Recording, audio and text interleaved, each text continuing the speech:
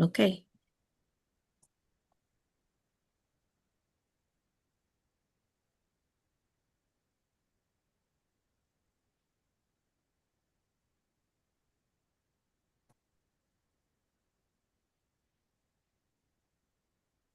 Good evening.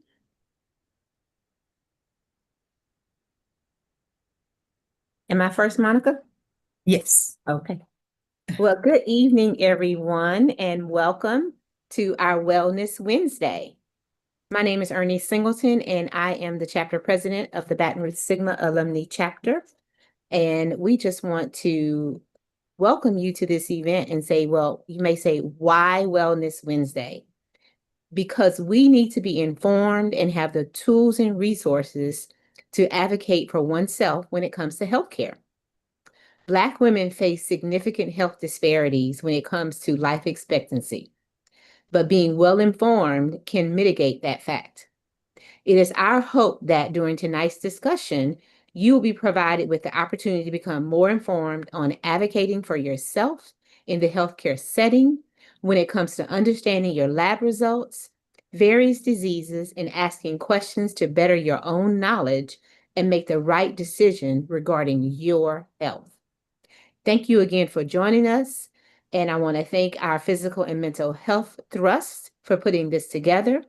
And we hope that you find this time useful and that you come back again in the future when you see another Wellness Wednesday posted. Right now, I'm going to turn it over to Monica McDaniels, our chair for our Physical and Mental Health Committee, as she will lead us through the rest of the evening. Thank you. Happy Wellness Wednesday. We're so glad that you are here. I'd like to jump right in and introduce tonight's presenter. Laurie A. Price is a board certified family nurse practitioner through the American Academy of Nurse Practitioners, and she holds a Master's of Science degree in nursing from the George Washington University and an MBA from Louisiana State University in Shreveport. With over 26 years as a nurse and 12 years as a family nurse practitioner, Laurie brings a broad clinical experience across primary care, emergency, urgent care, retail health, and post-acute settings. She is the founder and CEO of Verme Telehealth, which is a virtual healthcare practice specializing in metabolic health, hormone care, and medical weight management. Laurie is passionate about providing evidence-based, holistic, and culturally humble care with a focus on supporting high-achieving individuals, especially Black and Brown people navigating peri and postmenopause, me, and who are seeking clarity and personalized solutions for their health care. So we're looking forward to having this chat with Laurie, and I will turn it over to you. Thank you. Thank you all, Monica and Ernest. I really appreciate the invitation to be able to speak with your audience tonight. And looking through the attendees, I see family, I see friends, I see a lot of my beautiful sorors from the Sigma Gamma Rho Sorority Incorporated. But I do appreciate the Baton Rouge Sigma Alumni Chapter of Delta Sigma Theta Sorority for inviting me to your platform tonight. So I'm going to get started by sharing my screen.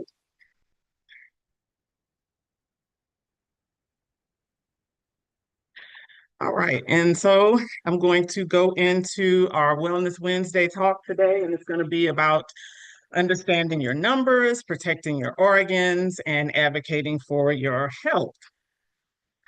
Um, a little bit about me. Monica shared some in my introduction, and I appreciate that. I am originally from Louisiana, and that is a picture of me there.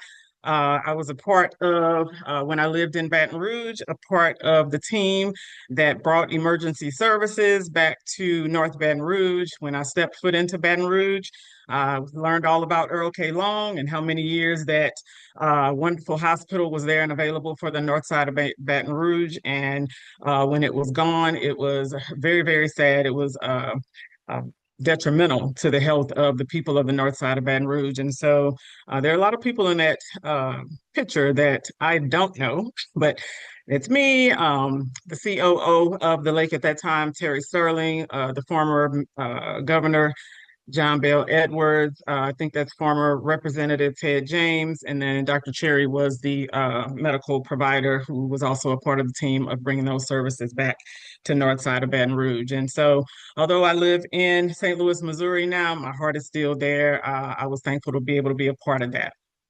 Um, so I wanted to share a little bit about my care philosophy. As Monica mentioned, culturally competent care is definitely, I'm passionate about that because I am a part of that demographic that is dismissed and not listened to a lot of times when we go to our primary care providers or specialists even and try to explain to them what's going on with us. And we're not always listened. We're sometimes deemed as being difficult. And so that's another reason, just because we're questioning, which we should be able to ask questions about our care and be able to advocate for ourselves by asking those questions.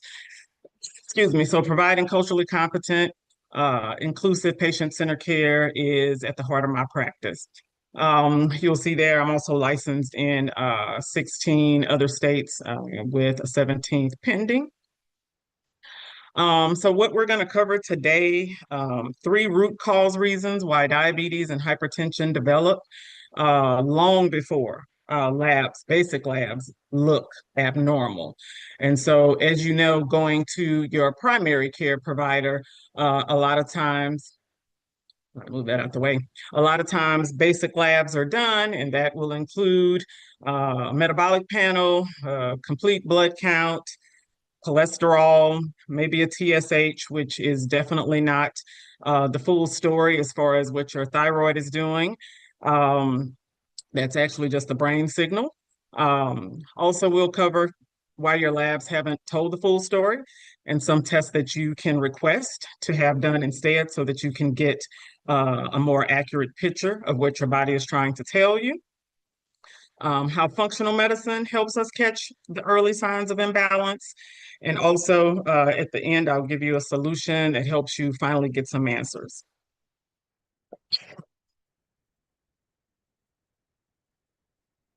All right, let's make sure, yeah. So what is functional medicine? So functional medicine is an approach that focuses on root causes. We don't just look at what is considered normal. We look at the entire patient and we use optimal ranges. So what's normal for one patient may be causing significant symptoms for another patient. And so with functional medicine, we tend to focus on what's optimal and what gets rid of your symptoms and what makes you feel your best.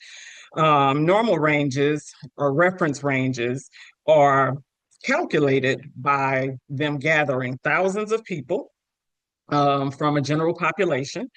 And those people could have chronic disease, many different chronic diseases. They can be fatigued, they can be insulin resistant. And what they do is they take that average of those people. They take the middle 95% and they make that as the reference range. And that is what is considered normal. Now, that may not even apply to you. That may be people who, like I said, are chronically ill. And when that happens, it's more of a common range. It's not even considered necessarily normal. And when that normal range shifts, because these are a lot of chronically ill patients, then that leaves you more on the side of disease instead of being able to address your dysfunction early enough where it prevents you from developing chronic diseases. And functional medicine emphasizes prevention and reversal. And so we like to be able to identify that dysfunction early before you get to the point to where you are diagnosed with a disease.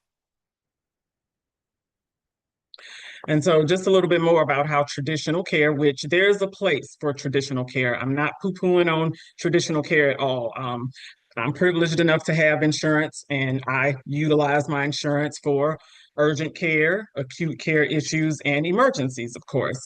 One good thing about it is there's lower upfront costs. You pay a co-payment for your medications, for your visits, and typically standard labs are covered. However, if you want a deeper dive, a lot of times your insurance will not cover deeper dives and more individualized care that could be able to let you know something's going on earlier than before disease can develop. So again, normal, is average, and optimal is when you are thriving, when you are feeling well in the body that you live in. Another thing about insurance-based care, and it's not to any fault of the providers. I worked in primary care. Organizations are really on primary care providers about seeing 25, 30 patients a day. And like I said, it's at no fault of their own that they are, having to rush through your visits and see you in 10, 15 minutes. You may be able to address one or two concerns, and then they have to move on because they have 25 or 30 other people to see. And so, like I said, even when I worked in primary care, that was not the way I felt like I was able to take care of patients. But as I said, there is definitely a place for insurance-based care, as opposed or compared to functional medicine, where we are more preventive and proactive. We look at the root causes and we can provide you with longer visits. Most of us who do functional medicine, integrative medicine are cash-based, and we are a complement to insurance-based care. The thing about functional medicine also is that it's more cost-effective because you tend to have fewer complications. As I said, we catch things before you develop a disease, so we can treat it, have less medication escalation, and fewer hospitalizations. All right, so why lab literacy matters for Black women, as Ernest was mentioning, we are at a higher risk of hypertension, high blood pressure, type 2 diabetes, and chronic kidney disease. And I want to speak a little bit on chronic kidney disease. First, we'll talk about hypertension. So it used to be long ago that normal for high blood pressure was anything under 140 over 90. And then guidelines changed, and that was anything under 130 over 80. But research showed that there was still some end organ damage that was occurring with blood pressures in the even 120s, which is that systolic blood pressure. And that is when your heart is contracting, of course. So that top number is always going to be larger than the lower number, because the diastolic number is when your heart is at rest. And so they found that there was still some damage being done to your organs with your blood pressure, that systolic blood pressure being in the 120s. And so now normal blood pressure is considered to be under 120 at the top and still under 80 at the bottom. And we typically will allow older people to have a little higher blood pressure because of the fluctuations in blood pressure when you change positions. And we like to keep it a little higher to hopefully prevent injuries, because when you stand up or sit up, your blood pressure does tend to drop sometimes. And to avoid those issues, we tend to like older people's blood pressure to run just a little bit higher. But typically, you want your blood pressure below 120 over 80. That is considered normal now. With chronic kidney disease, and just by a show of hands, if you want to type in the comments or if you want to raise your hands, how many people knew that at one point there was a race-based adjustment for chronic kidney disease and diagnosis? There was a different number for African Americans compared to non-African Americans. How many people knew that that was a thing?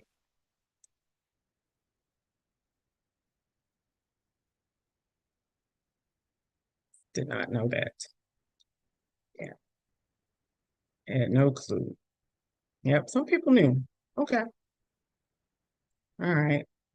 Yeah. So someone said, I heard that a few years ago. And so actually, they just changed it a few years ago. So up until 2021, as African Americans, let's see, as African Americans, we had a, we were, our kidney function was, our levels were calculated as higher and normal than non-African Americans. And they said it was because we are thought to have more muscle mass. And so creatinine, which is an indicator of how well your kidneys are functioning, and that is done on your basic metabolic panel, your comprehensive metabolic panel.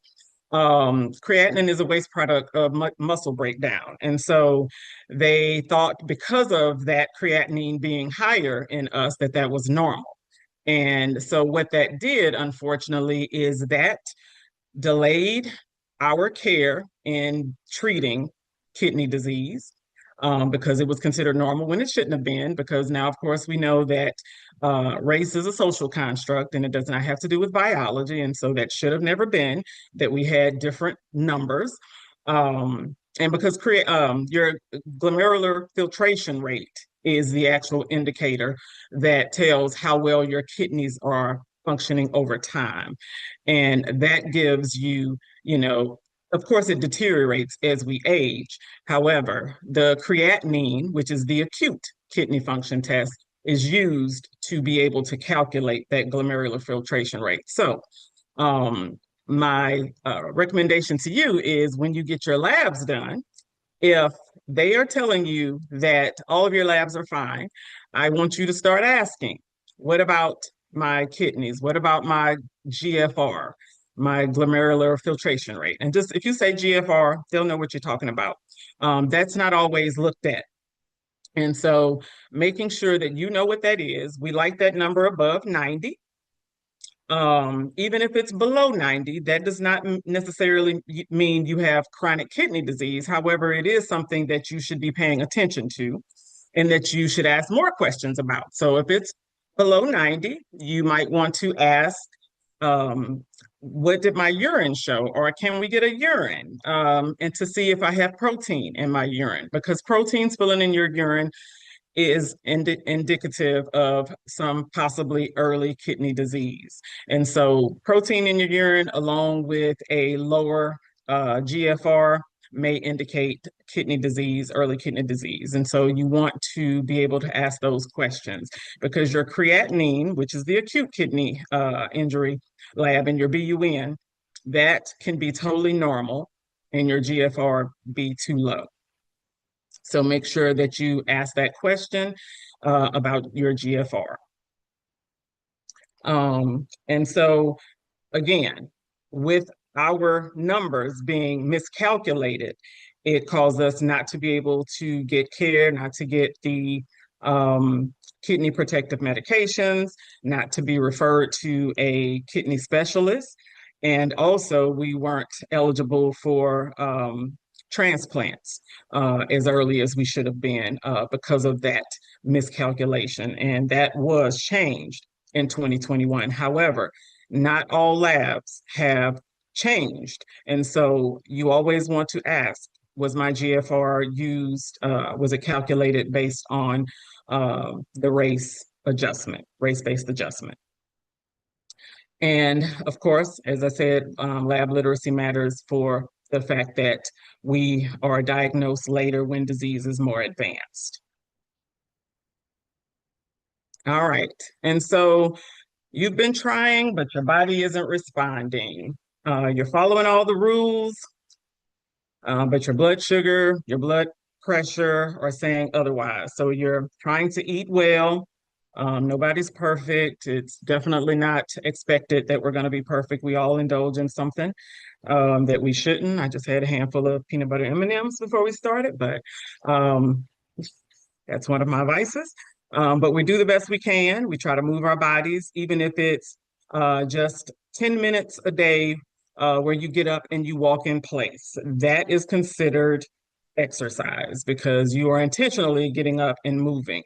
I try to ease my patients into moving their bodies and let them know this is not about running any marathons. And I know Ernest and Monica is my run family, and but that is not what the expectation is.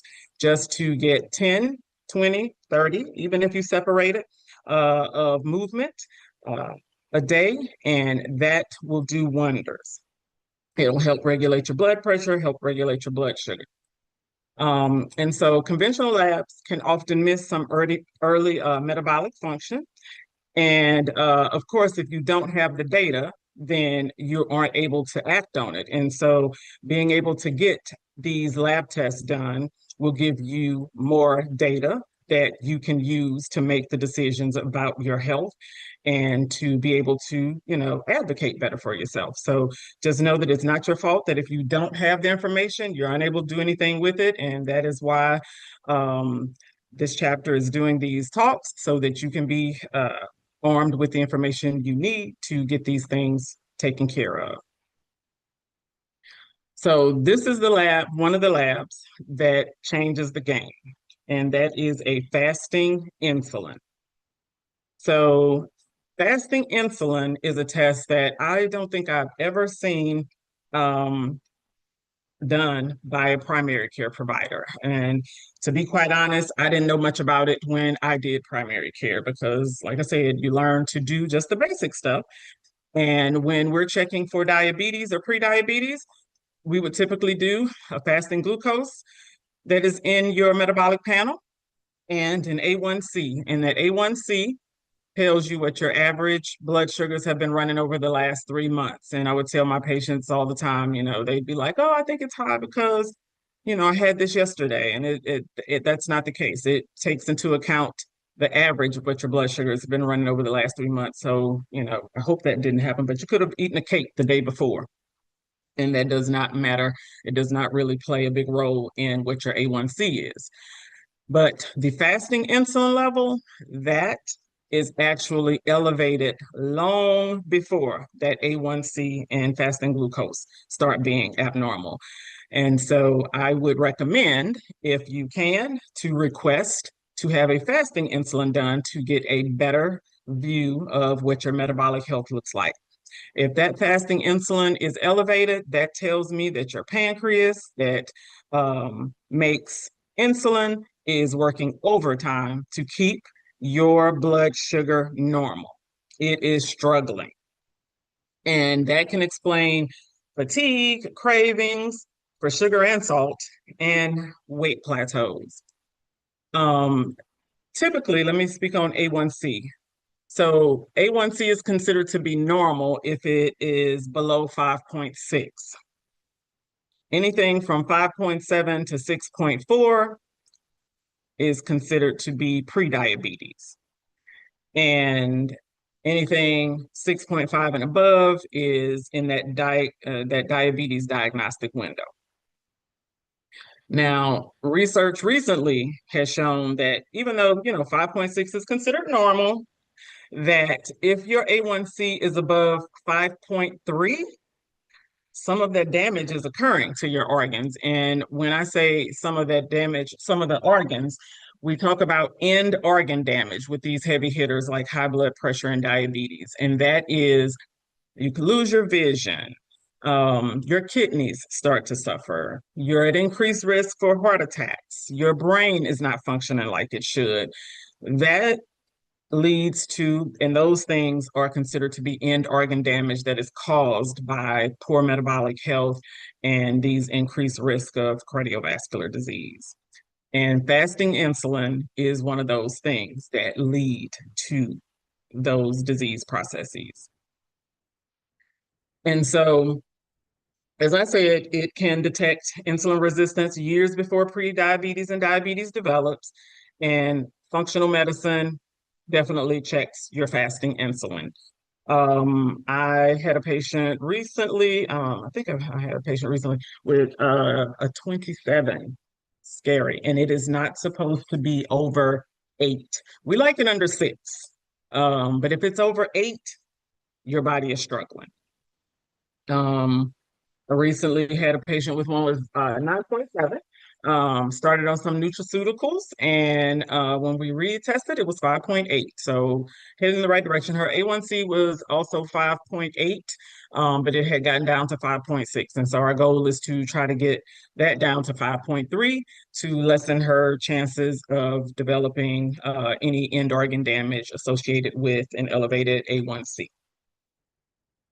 And also, things like trying to drink at least 64 ounces of water a day, which a lot of people think that's a lot of water, but I explain to my patients it's just two 16 ounces of water in the morning, two 16-ounce bottles then, and two 16 ounces in the afternoon.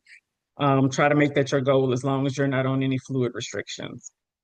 I don't use the word diet, but I do try to encourage my patients to cut out as many processed foods as possible and also refined sugars. And again, the gentle movement, getting up and walking in place for 10 minutes after each meal, that helps a lot with trying to regulate these things.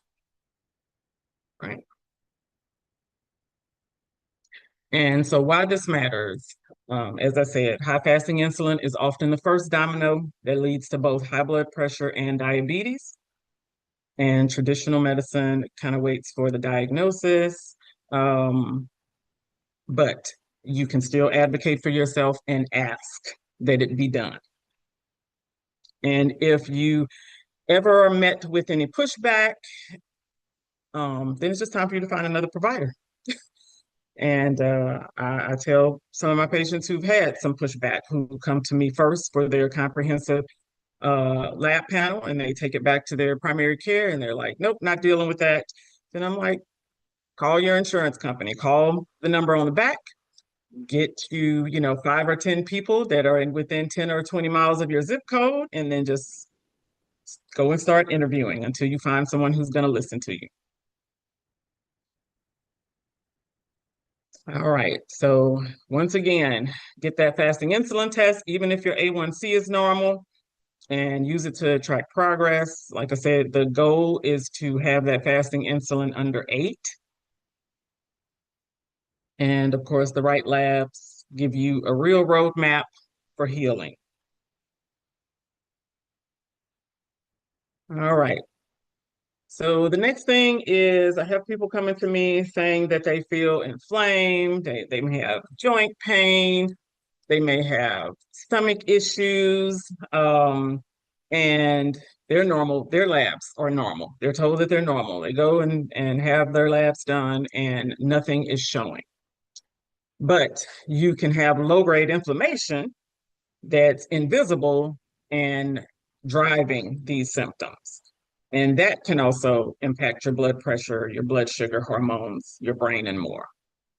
So some of you may have heard of the CRP, C-reactive protein.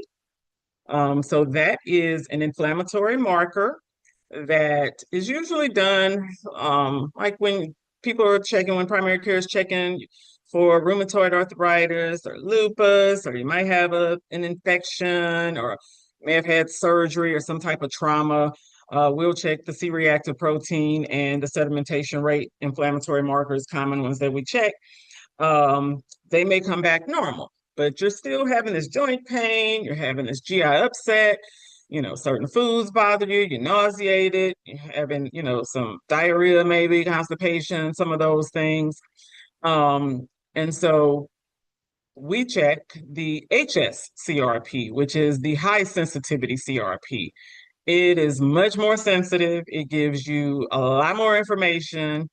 And I compare the two. The way I describe the two is that the HSCRP is like a smoldering fire. It's like a fire that you haven't been able to, smell the smoke or see the fire or anything.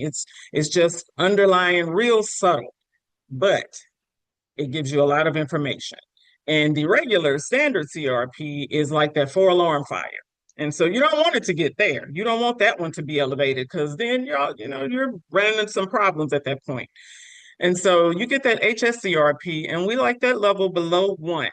If it is over 1, that is telling me that you have this subtle inflammation that, it could be from an autoimmune disorder, or it could be from GI problems, which would prompt me to move forward with getting what's called a GI map. And I don't think primary care does that. I've never seen that done in primary care, but a GI map gives you a lot of information. If you're having stomach problems and that HSCRP is elevated, I am getting that GI map to see if you have any unresolved bacterias or infections in your stomach or any overgrowth of yeast, or you have dysbiosis where your lining is allowing certain substances to leak out of your stomach. All of these things can lead to inflammation, and it's also tied to insulin resistance. Insulin resistance is tied to inflammation. All of these things kind of can be going on at the same time, and you have to have someone who is willing to dig deeper and to check these other things to try to identify what's going on. And so HSCRP above 3, it's really something going on. And if it's that elevated, even if it's above 1, that increases your risk of cardiovascular disease. That is one of the main reasons why I like to do the HSCRP, so that we can identify that and take care of the inflammation to reduce that risk. And so with this, with patients, if I identify that there is inflammation in the gut, then we treat those things. If it's, overgrowth of yeast, might be on an anti-candida protocol or some other nutraceuticals to help that, and try to encourage an anti-inflammatory eating plan, not a diet, which is higher in protein, colorful vegetables, omega-3 fatty acids, naturally, with fatty fish, avocado, olive oil, things like that. And you want to get plenty of fiber. So that helps the GI inflammation, and it helps inflammation overall. And of course, reducing refined sugars, uh, drinking plenty of water, and staying away from alcohol and things like that, because that also increases inflammation. All right. And so, as I said, that's the invisible fire, that inflammation that is smoldering, that needs to be addressed before it turns into a 4-alarm fire. And it can show up also from chronic stress, can cause you to have poor sleep and be caused by poor sleep. Um, Different toxins that we ingest. We are already exposed to a lot of things that can cause inflammation. These endocrine disruptors in our soaps, our lotions, our detergents, we're heating up foods in the microwave, we're drinking from plastics that have BPA in it. So we're already exposed to a lot of things that is causing inflammation. And so if we can identify some of those things and be willing to make those changes based on the workup that we get done, the complete workup, then that gives us, once again, the information that we need to make those changes. And as I said, inflammation is the root cause of cardiovascular disease, hypertension, diabetes, burnout, and brain fog. Some more end organ damage. If you think about it, if you're inflamed, you can't think straight. You're going to be sluggish, more fatigue. And so, yeah. So when you measure it, you can interrupt it. All right. And why this matters is because the early warning signs. You want to treat these things before it turns into disease. So if you're having symptoms of feeling foggy, fatigue, feel inflamed, then just make sure you ask your provider, hey, can we check an HSCRP? All right. So when your symptoms are blamed, but it's not investigated deeper, that also causes us more stress, that could cause more inflammation, that could feed into more insulin resistance and your body just not feeling well overall. However, another lab test that I recommend getting and monitoring is your vitamin D. So vitamin D is really important. A lot of people think vitamin D is a vitamin, and it's actually not. It's a hormone. It works like a hormone in our body, and it has to do with so many different processes.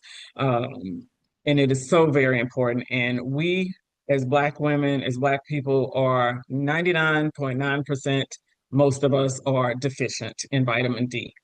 And that's because the sun just doesn't, the natural source of vitamin D, the sun just does not penetrate our skin well enough for us to be topped off, as I say.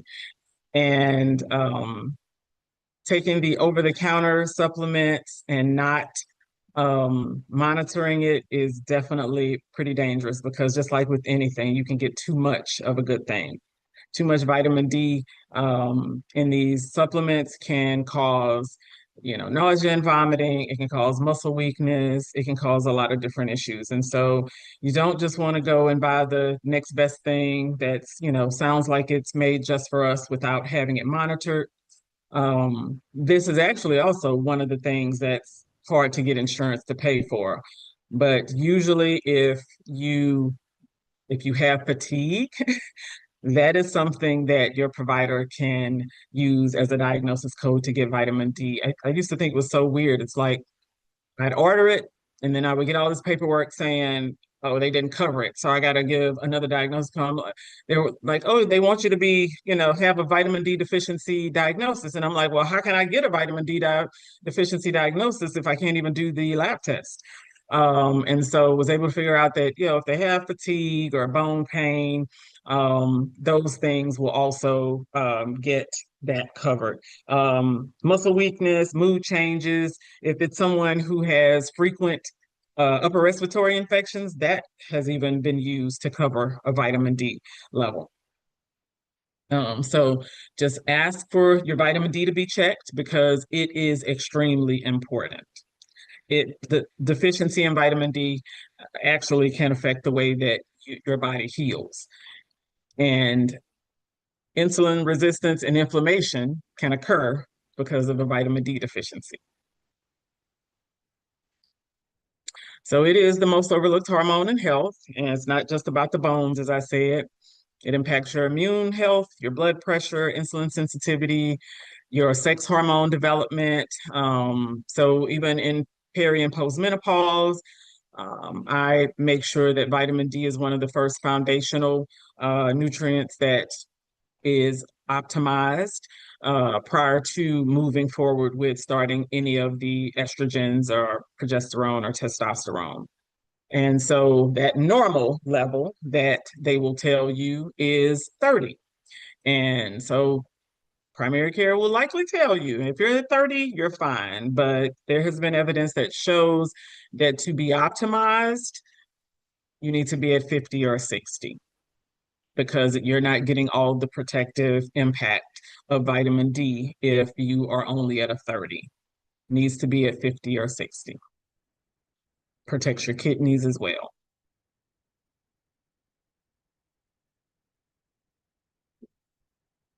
The lowest that I've had actually recently was somebody who was a 6. And I'm like, yeah, we got to get you on high dose. And like I said, it's very important to monitor. So I typically will retest at 8 weeks to see where we're at and make adjustments as necessary. And this patient had a lot of fatigue, just had no motivation, had some other deficiencies as well, but that vitamin D was super low, and it was probably playing a part in all of the other things that were abnormal in their labs.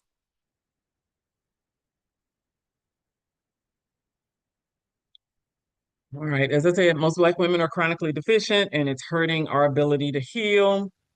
Um, Traditional care dismisses it sometimes, but like I said, a lot of times it's because they make us jump through hoops in primary care to even be able to get it approved. So you want to be optimized. Don't ignore your symptoms. Your symptoms are valid. So make sure that you're tested, supplement appropriately. Another thing about the over-the-counter ones, they're full of sugar. They're made with glucose and sugar. And so if you're insulin resistant already and you're taking some of the over-the-counter ones and they're full of sugar, then that's not helping your insulin resistance. So nutraceutical grade supplements are what's necessary. They're higher doses. I looked at one of the bottles online of one of the popular brands, and I won't say, but a lot of people are taking it because they're made for us. And it was only like 3,000 international units. And so typically if you're deficient, you're, in the teens or 20s, or even in the 30s, I'm going to start you at 5,000 units a day. The person who was at a 6 started them at 10,000 units, but that was because I knew I could trust them to repeat their labs, so that we didn't overshoot. Um, so that's some of that root cause care that we did to get them optimized. All right. So traditional medicine is very important. It's designed to manage you. But functional medicine is designed to investigate. Some of you will have a primary care provider who is trained in functional medicine and is willing to do those things. And so advocating for yourself and asking for these tests, the fasting insulin, the vitamin D, and the HSCRP, so that you can get a better picture of your overall metabolic health, hormonal health. And if you felt ignored, confused, or blamed, like I said, it's not your fault. You need to find another provider if you're not being listened to. There's nothing wrong with that. You are not being difficult. You are only trying to advocate for yourself, and it's time for you to understand your body. So your power is knowledge. You have two paths from here. I wanted to offer you all something for attending tonight because I appreciate you. One path is, like I said, you can continue getting the labs that you get, the basic labs, and feel confused or incomplete, or advocate for yourself and find you a provider who is going to do those labs and give you the answers that you need.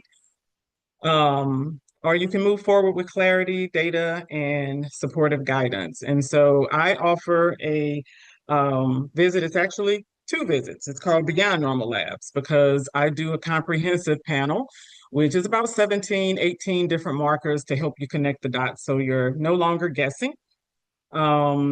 The full picture is that you get the first visit I do is an hour to an hour and a half. I go over your medical history, your family history, all the things you've tried, things that you've taken. We review your previous labs just to see if you've had a full picture. And if not, either way, I order a full functional lab panel. And then once I get that lab panel back, what happens is I order it, I send you the requisition, and you go to your local LabCorp, get the lab panel done. 1 week after that, I have you follow up so we can discuss everything and go over it in detail. I also provide you with what I call a metabolic and hormonal alignment map that tells you each thing that, your mitochondria, even down to your cellular level, your mitochondria is overwhelmed and not working for you. And this is the plan that I propose that you follow. But as I said, I am all about shared decision making. It is not my decision to make. I am your partner in helping you live your best life and be as healthy as possible. I give you the information, and it's up to you to take it and do with it what you will. And that even includes if you were to see me for a Beyond Normal Labs visit and you want to take that information and go back to your primary care, I am all for it because I do not gatekeep. I want you to have the information to be able to advocate for yourself. And because you all spent a little time with me today, I am offering those two visits and that full functional lab panel for $4.99 instead of my regular price of $5.99. And it will be available at this price for the next 24 hours.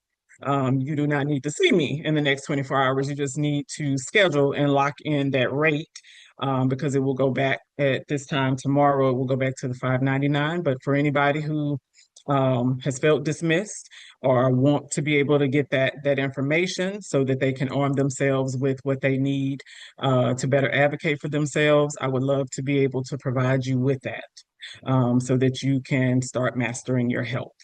And I think Monica is posting in the chat the link to be able to order, to get scheduled.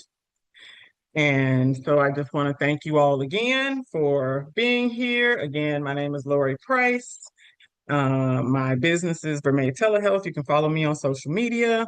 I post some pretty good videos most of the week, just educational stuff. If you follow me, I'll be talking about some of these lab values and others that I do in that Beyond Normal Labs panel. And you can reach me at that number there. Currently, like I said, I am licensed in those 16 states, with Georgia giving me a hard time right now because they were short-staffed, but waiting on that one to be approved. So with that, I am going to stop sharing screen and then take any questions. Okay, so thank you so much for the information. Thank you for sharing your wisdom and expertise with us. Functional medicine is new to a lot of people, but I think it gives, like you said, another option to traditional medicine, and it is a case of, two things can be right at one time. Exactly. We appreciate what's been shared. I'm going to go through, starting with the first question from it's either Zena or Zena Jones. She was in terms of the creatinine topic. She Mhm. says, "What if you're doing a high protein diet and labs say ketosis?" Okay, so usually with ketosis, sometimes it can be from dehydration too. So how much water you're drinking is important. Making sure that the protein you're consuming is lean protein. But that would definitely require, if you're doing those things, that would definitely prompt me to want to do more of a workup to look at your full metabolic health, because then there could be some, insulin resistance as well. So, Okay. On the topic of vitamin D, mhm. one question is, which is better, vitamin D or vitamin D3?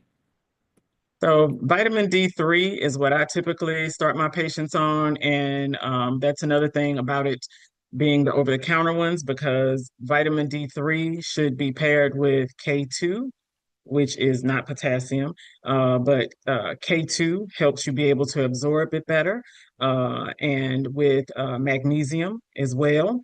And I will sometimes have the nutraceutical grade one that has boron. So the K2 actually tells the vitamin D where to go. It tells it to go into your bones instead of going into your arteries. And so vitamin D3 with K2, excuse me, and then also with the magnesium glycinate supplement as well. So, and you can get the actual nutraceutical one with all of them in there, the D3, K2, boron, and magnesium. But like I said, you need to make sure that what your levels are, before you just go get something over the counter to start taking. Okay. Um, Monique Diggs asked, can too much vitamin D make someone experience foot tenderness, like on the bottom of pads of your feet, I'm assuming? Probably so, because it can cause muscle weakness and changes in your muscles. So that's a possibility. But knowing those levels are very, very important. Um, do the gummies work, or should we be taking a pill form? It does not matter if it's in gummy form or pill form, but like I said before, a lot of the gummies have sugar in them. And so you want to try to avoid that, because that could also contribute to your insulin resistance and your blood sugars being higher. Okay. Is the liquid form of vitamins, specifically vitamin D, more effective for Black women as opposed to pills or gummies? They're all equal as far as, the potency of them if you're getting the right dose. So it really doesn't matter what form you get it in. It is all about getting the right dose and avoiding the extra additives that don't need to be with it and monitoring those levels. This question is from our Facebook live stream. At what age is it best to have this done? And I'm assuming she's talking about your service that you're offering. I see everybody 18 and older. So the thing about it is that even with like peri and postmenopause, in your early 30s, mid 30s, you can start declining as far as hormones are concerned. And as an African American person, you can be deficient in vitamin D at any time. So there's really no age limit to when you should get it done. You should just know your numbers. Okay. Mariana, thank you so much. I'm curious to know, at what point should persistent symptoms, overweight, reassuring lab results? Say that again, I'm sorry. At what point should persistent symptoms outweigh reassuring lab results, outweigh? Oh, if you're still having symptoms, you want somebody who's going to keep digging and figure out what's going on. So no, you don't give up just because they keep saying it. That's why, like I said, you do your research, find another provider, somebody who's going to listen to you, because there's something going on. Your body is telling you that something is going on. And it starts out whispering to you.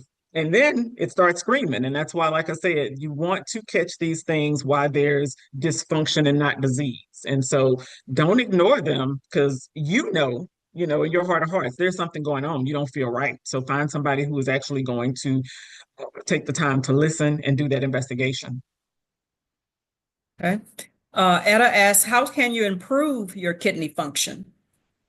So hydration is important. Low salt diet. It is so easy to accumulate 1,800 milligrams of sodium. Even just one fast food meal will typically have more sodium than you're supposed to have in a day. And so those are two of the main things, but also the exercise, also avoiding those refined sugars, also making sure that these levels are optimized, because as I said, low vitamin D even contributes to poor kidney health. Keeping your blood pressure normal, below that 120/80, keeping your blood sugars normal. And I know that most of the time, if people who have diabetes, we're just trying to get them below that 7 for their A1C. But really and truly, you want that A1C down, at 5.3 if you can get it there.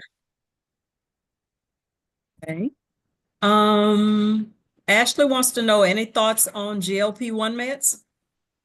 I love them. I love them. They work. They work. They Life-changing, reduce huh? inflammation. They have been life-changing. I don't know if any of you saw the video that Oprah did on her podcast the other day, but your body does have this enough, that where it gets to a point where it wants to be a certain weight, and you get below that, it's going to do whatever it can to get back to that. And so all of these things, you want your body to feel safe enough to lose weight if that's what you want to do. And I'm not one of these people who believe you got to be a stick figure to be healthy. Not at all. If you feel comfortable in your body and you're not having any symptoms that are bothering you, then that is what it looks like for you. But I love GLP-1s. I do me a little shoddy shot myself. so, Gotcha. Yes. Okay. Do you feel the same way about migraines?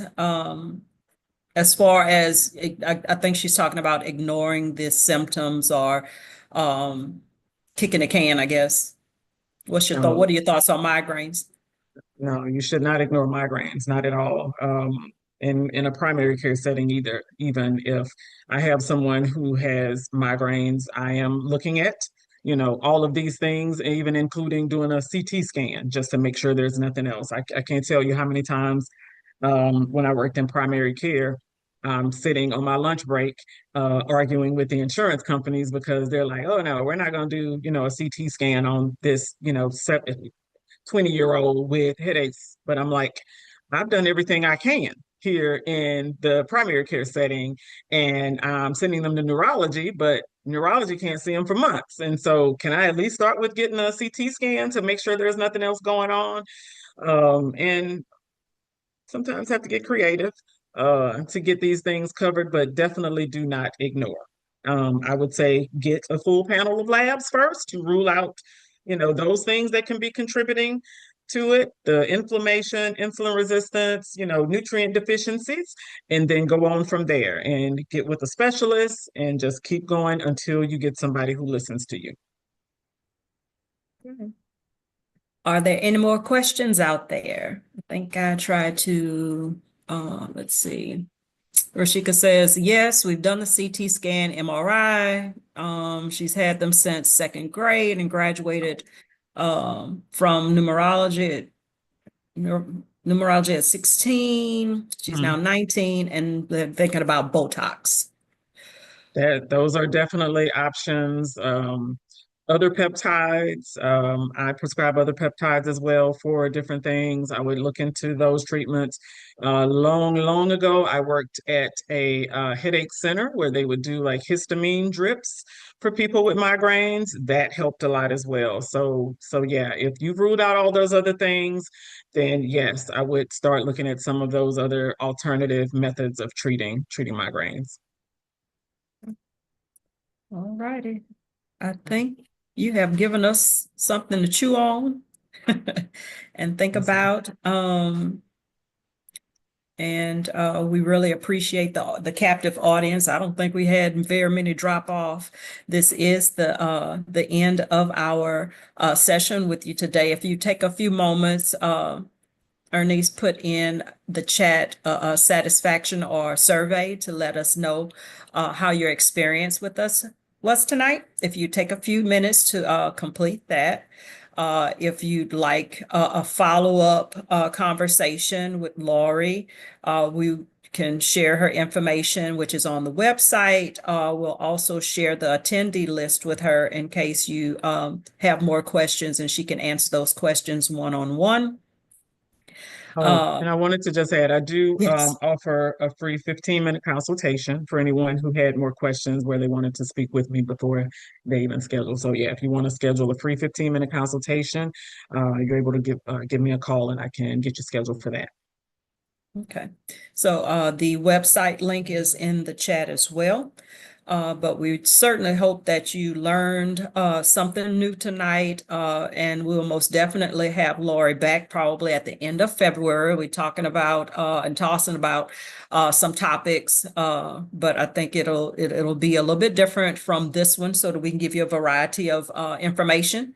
I think we tentatively scheduled it for the last Wednesday in February, so be on the lookout for that. Wellness Wednesday, and we'll give you the rest of your evening back to think about some of the information that you have received tonight. And thank you all so much for attending. Have a great night. Thank you all.